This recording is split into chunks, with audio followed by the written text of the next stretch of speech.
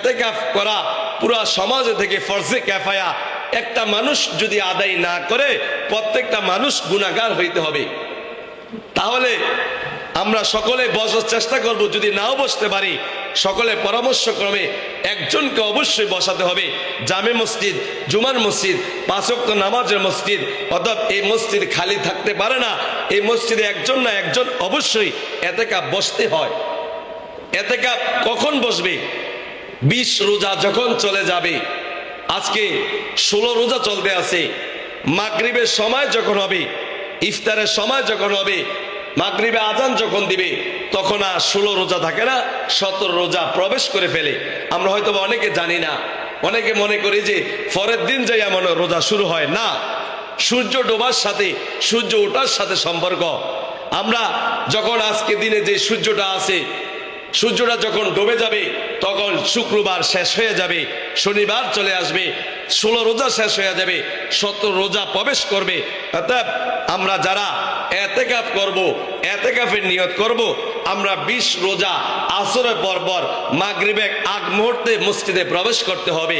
কারণ মাগরিবের পরে যদি আপনি প্রবেশ করেন তাহলে তো 21 রোজা প্রবেশ করে ফেললো, আপনি 20 রোজার ভিতরে ঢুকতে পারলেন না। আমরা যারা এতেকাফ করব তারা আগামী মঙ্গলবার আসরের পর মাগরিবের আগ মুহূর্তে, মাগরিবের আগে আগে আমরা মসজিদে ঢুকে যাবে। আমরা এই এতেকাফ করলে বাবা অনেকে উসিলা দিবে যে আমার বাড়িতে কেউ নাই, কে থাকবে, আমার এই কাজ কে করবে, ওই কাজ কি করবে। বাবা চোখ দুইটা বন্ধ করে দেখেন, আপনি যেদিন মরে যাবেন এই সংসারে ওই দিনকে কি খানা খাবে না? অবশ্যই খাবে। আপনি যেদিন দুনিয়া থেকে চলে যাবেন এই ছেলে মেয়ে কি বাচ্চা থাকবে না দুনিয়াতে?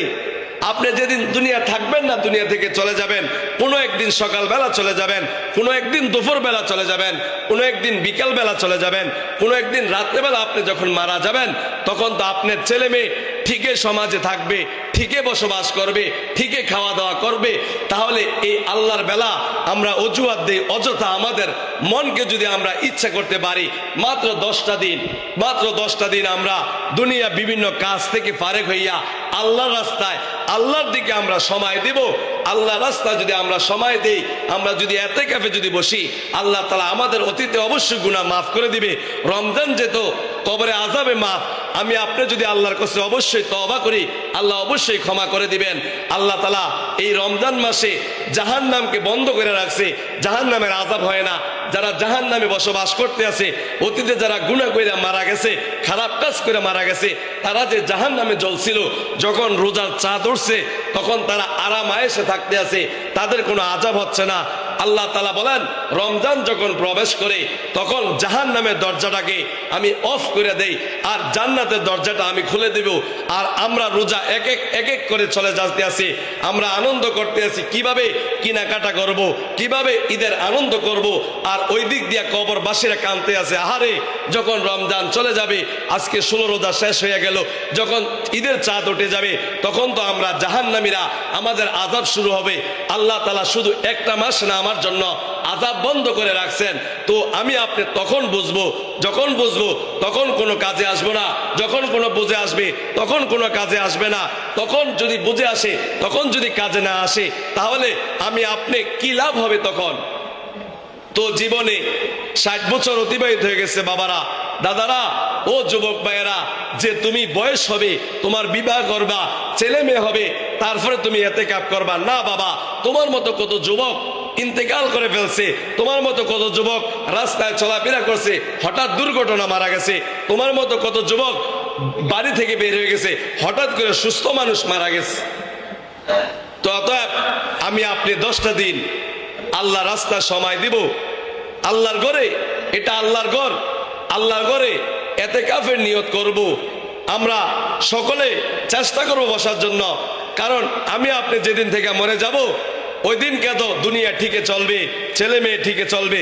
তো আমি আপনি কেন এই অজুহাত দিয়া আল্লাহর এই এতেকাফ থেকে আমরা দূরে থাকব? এতেকাফ আমরা সকলে নিয়ত করব, যে তার জুমা আসবে না, মঙ্গলবারে এতেকাফ শুরু হয়ে যাবে।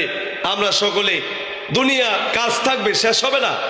আপনি যেদিনকে মারা যাবেন সকালবেলা কোনো না কোনো এক কর্মে বের হবেন।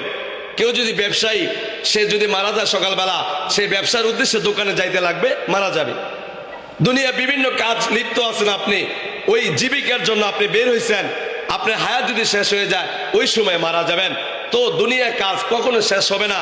দুনিয়ার লোভ লালসা, রসুল বলছেন দুনিয়াটা হলো একটা মরা জিনিস।